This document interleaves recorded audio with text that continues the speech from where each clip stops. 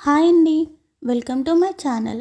ఈరోజు వీడియోలో పన్నీర్ బిర్యానీ ఎలా తయారు చేసుకోవాలో చూద్దాం. ఇంట్లో ఉన్న ఇంగ్రీడియంట్స్తోనే చాలా సింపుల్గా పన్నీర్ బిర్యానీ తయారు చేసుకోవచ్చు. పన్నీర్ బిర్యానీ ప్రిపేర్ చేసుకోవడానికి ముందుగా 2 గ్లాసుల బాస్మతి రైస్ తీసుకున్నాను. ఇప్పుడు దీనిని 2 సార్లు కడిగి ఒక అరగంట వరకు నానబెట్టుకోండి. ఇప్పుడు స్టవ్ ఆన్ చేసి మనం ఏ బౌల్లో అయితే బిర్యానీ చేయాలనుకుంటున్నామో ఆ బౌల్ స్టవ్ పై పెట్టండి. అందులో 6 to 7 టేబుల్ స్పూన్స్ ఆయిల్ వేసుకొని ముందుగా ఫ్రైడ్ ఆనియన్స్ కోసం సన్నగా పొడుగ్గా తరిగిన ఆనియన్స్ని ఇందులో వేసుకొని మంటని మీడియం ఫ్లేమ్లో పెట్టి ఆనియన్స్ అనేవి ఇలా ఫ్రై అయ్యే వరకు వేయించి పక్కన పెట్టుకోండి. ఇప్పుడు ఇదే ప్యాన్లో పన్నీర్ని ఇలా చిన్న చిన్న పీసెస్లా కట్ చేసుకొని ఇందులో వేసుకొని కొద్దిగా పసుపు, కారం అలాగే సాల్ట్ వేసుకొని మంటని లో ఫ్లేమ్లో పెట్టి ఒక 3 నిమిషాల వరకు పన్నీర్ని ఫ్రై చేసుకోండి.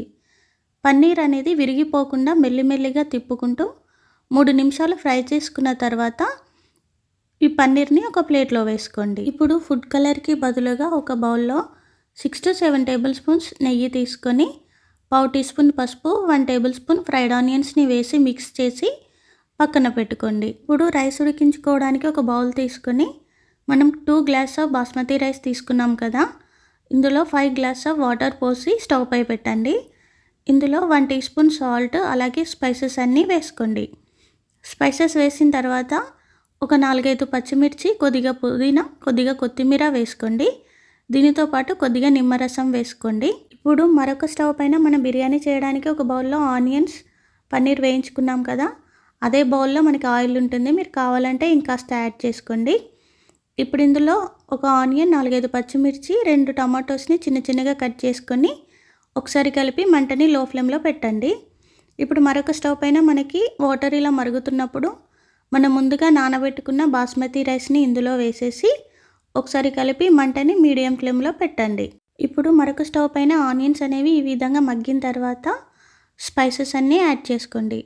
స్పైసెస్ వేసిన తర్వాత ఒకసారి బాగా కలిపేసి మంటని లో ఫ్లేమ్లోనే ఉంచి కొద్దిగా పుదీనా, కొద్దిగా కొత్తిమీర వేసి ఒకసారి బాగా కలపండి. మంటని మాత్రం లో ఫ్లేమ్లోనే పెట్టి ఉడికించుకోండి. ఇప్పుడు ఇందులో 1/2 కప్ పెరుగు వేసేసి ఒకసారి బాగా కలపండి. తర్వాత 1 టీ స్పూన్ పసుపు, 1 teaspoon salt, 1 teaspoon కారం, 1 టీ స్పూన్ పచ్చిధనియా powder, 1 teaspoon garam masala, 1 teaspoon అల్లం వెల్లుల్లి పేస్ట్ వేసేసి ఒకసారి బాగా కలిపేసి లో ఫ్లేమ్లోనే ఉంచండి. ఇప్పుడు మనం ముందుగా ఫ్రై చేసి పెట్టుకున్న పన్నీర్ని ఇందులో వేసేసి మొత్తాన్ని ఒకసారి బాగా మిక్స్ చేసేసి మంటని లో ఫ్లేమ్లో పెట్టండి.